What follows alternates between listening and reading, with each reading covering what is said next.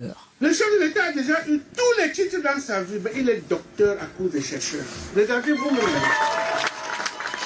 Vous pouvez l'appeler docteur Paul Biya à cause des chercheurs camerounais.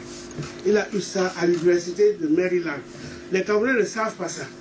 Les chercheurs camerounais disent merci au chef de l'État pour la revalorisation de leur statut. Depuis le 8 août dernier, le ministre de la Recherche scientifique et de l'Innovation a joint sa voix à celle des hommes de science pour exprimer sa reconnaissance. Karel Mezatachouya et Raoul Ngofo.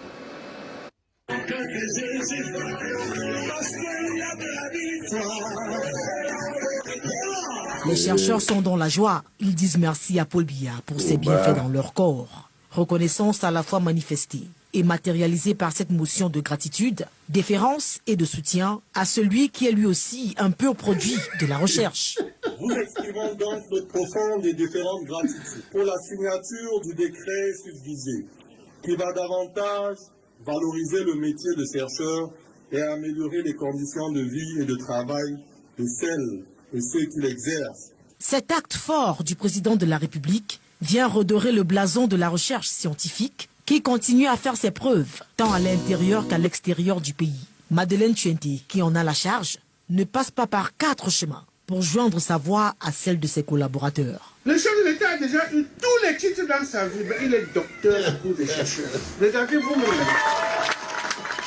Vous pouvez l'appeler docteur Paul Biya à cause des chercheurs camerounais. Il a eu ça à l'université de Maryland. Les Camerounais ne savent pas ça. Tous ces jeunes que vous voyez là, le dernier a au moins bac plus 7. Moi, je suis le ministre des longs crayons.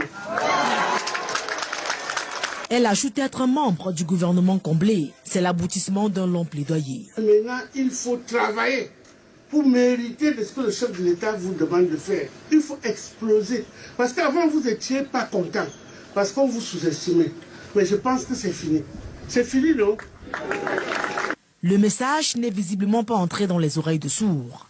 Horizon 2035, c'est loin pour nous.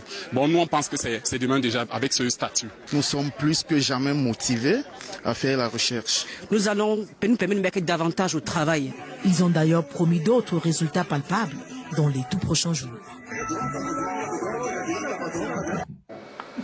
Et le Salon international de l'industrie. Bonjour les enfants. C'est drôle, hein? C'est papa. Bienvenue dans le premier podcast de la journée, les enfants. Bienvenue à la clinique. Vous-même, est-ce que quand vous voyez ces gens, est-ce que c'est l'avenir du Cameroun, ça? Un pays qui a plombé son avenir, ça, c'est pas les chercheurs. Ça, c'est pour chercher quoi? C'est des flagonneurs, c'est des chercheurs d'emploi. Ça, ce n'est pas des chercheurs de la recherche scientifique. Non. Non, il n'y a aucune recherche scientifique au Cameroun. Ça, c'est les chercheurs d'emploi, ça, c'est les votants. Ça, c'est les votants. Là, on fait le recrutement des votants de 2025. Ça, là, ils ne cherchent rien. Ils ne sont rien et ils ne cherchent rien du tout. Ils ne méritent pas qu'on colle le nom des chercheurs sur leur nom. Tous ces gens que vous voyez là. Ça, ce sont les votants. Voilà comment Pomba lui fait sa campagne. Voilà ses inscriptions sur les listes électorales. Ça, ce ne sont pas des chercheurs. Là, il a braqué une corporation. Il a fait un petit cadeau empoisonné. Et eux aussi, ils sont venus se coucher pour lui annoncer à quel point ils sont contents. Aïe, c'est-à-dire que quand on prend une corporation, donc voilà comment on braque toute une corporation. On y injecte des chercheurs et on les appelle des chercheurs d'emploi. Non, ce n'est pas des chercheurs. Un chercheur a plus de classe. Un chercheur, c'est quelqu'un qui a de la dignité, qui a même une rectitude morale. Il sait qu'il y a des choses avec lesquelles on ne négocie pas. Un chercheur ne peut pas être corrompu. Il va corrompre ses échantillons. Il va corrompre sa recherche. On ne peut pas faire confiance aux résultats d'un chercheur qui est corrompu. Non, c'est un chercheur d'emploi. Ce n'est pas des chercheurs. Donc là, déjà, l'avenir de la recherche au Cameroun est plombé. Avec Maman Sipangras. Elle dit qu'elle est la ministre des longs crayons. Ça veut dire qu'elle-même, elle a une longue crayon. Mais quand il y avait le corona, elle a mangé tout l'argent. Elle a volé l'argent. Elle, c'est une rapine. Elle, c'est une rapine, Madeleine Tchouenté. Ça veut dire que les gens qui ont l'huile de l'argent du corona, du Covid dans la bouche, elle est dedans. Elle avait volé sa part en disant qu'ils vont fabriquer la Nivaquine. Des chercheurs qui ne sont même pas capables de fabriquer une aspirine. Des chercheurs qui ceux-ci ne peuvent même pas. Regardez-les. Oh, monsieur le président. Une corporation qui n'est pas capable de fabriquer des aspirines. La Nivaquine, l'Aspro. Ça, c'est les chercheurs. Non, ce sont les chercheurs d'emploi. Ils ont déjà inventé, cherché quoi? À part faire ce qu'ils font là. Là, ils viennent d'être recrutés par Madeleine Tchente et ils attendent 2025. Voilà comme ça que ça se dépèce le pays en morceaux. La Madeleine Tchente, ces bonhommes que vous voyez là n'ont pas pu fabriquer les aspirines qu'il fallait lutter avec le corona avec. Ils n'ont pas pu le faire. Ils n'ont pas pu le faire. Mais vous vous demandez qu'est-ce qui se passe en ce moment. Non, mais il se passe en ce moment que ça, c'est les votants de 2025. Ceux-là sont... Ils viennent de prendre leur ticket de Camto ne sera jamais président. Ils viennent de prendre leur ticket de l'inobjectivité. Là, on vient de leur donner que, bon, prenez aussi un peu. Ils ne sont pas capables de faire la recherche même pour fabriquer le mercurochrome. Mais c'est l'argent qui parle là-dedans.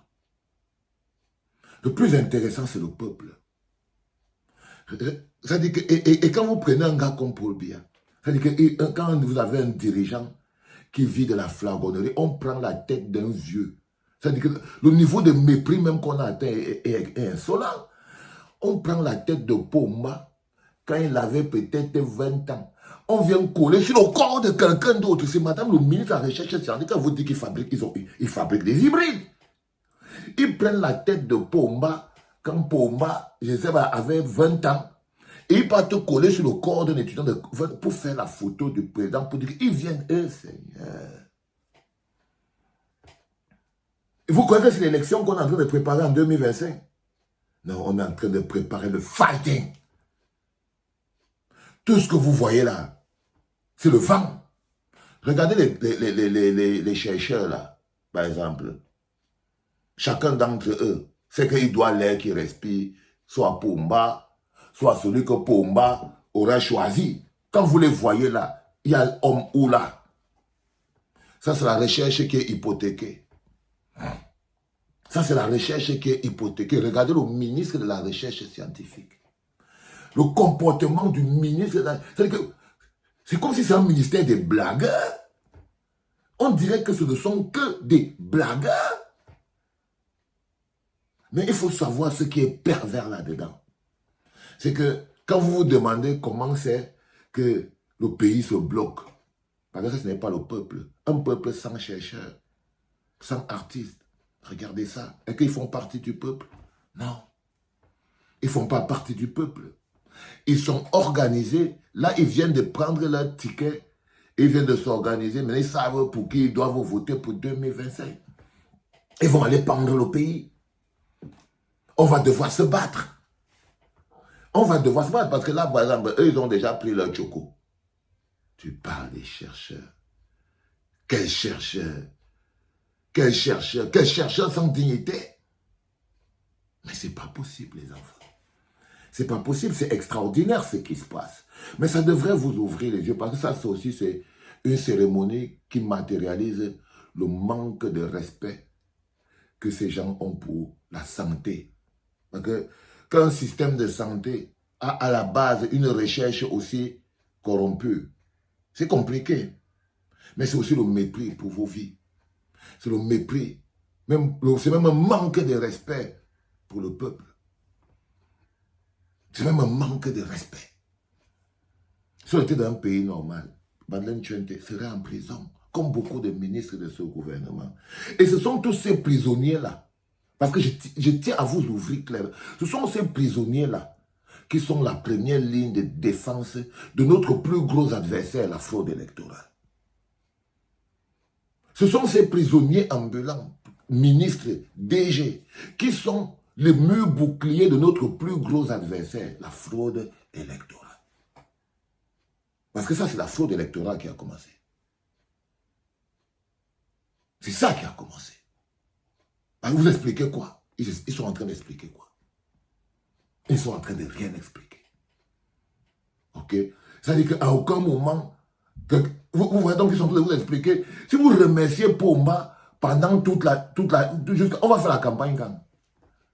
Non, ils plombent même le calendrier électoral. Ils plombent même l'échéance électorale. Ils plombent tout. Et ils ont commencé. Et ils sont déjà en train de remercier Pomba. Ils sont déjà en train de remercier Maïn Chente. Ils sont déjà dans le truc. Donc, quand vous voyez ça, les enfants, le plus important pour vous, c'est de comprendre que, en fait, on s'apprête à jouer un match extraordinaire en 2025. Et les acteurs sont en train de se dessiner. Et les acteurs sont en train de se dessiner. Ça, c'est la corporation des chercheurs. Vous savez tous ce qui vient de se passer. Vous savez tout ce qui vient de se passer. Ils viennent d'être cooptés. Parce qu'ils ne sont même pas capables de trouver la formule d'une aspirine. Madeleine Chente avait mis la main sur l'agent du Covid ici devant tout le monde.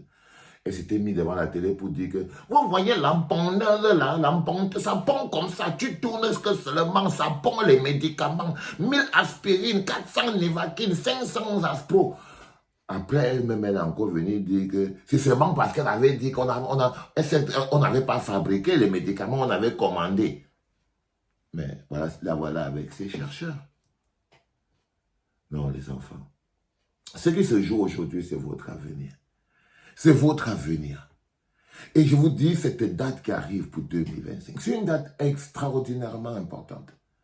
Il ne faut pas rater ça en faisant des faux plans. C'est extrêmement important, les enfants. Sinon, c'est les 40 prochaines années qui seront hypothéquées. Et là, par exemple, vous avez une corporation de chercheurs. Ils ont les enfants. Hein. Mais regardez-les. Regardez-les. Ils savent qu'ils ne vont faire aucune recherche. Ils ne sont même pas capables. Ils partent seulement s'asseoir quand les enfants donnent un décret qui va les permettre de manger sans travailler. C'est pour ça qu'ils sont contents. Ils sont contents parce que Pomba a signé un papier qui veut dire que maintenant, eux, ils peuvent aussi toucher peut-être un salaire ou bien des émoluments. Mais sans bosser, ils ne sont même pas capables de fabriquer une aspirine. Même pas capables de fabriquer une aspirine. Est-ce que je veux dire? Donc c'était très important, les enfants, que vous voyez un peu là où on est, que vous compreniez comment ça fonctionne. C'était le premier podcast de la journée en direction de la clinique des enfants. Le second arrive tout à l'heure et on va aller rendre visite au prédateur Francis Ngannou. Parce qu'en ce moment, tout se met en place. Les enfants, c'était papa.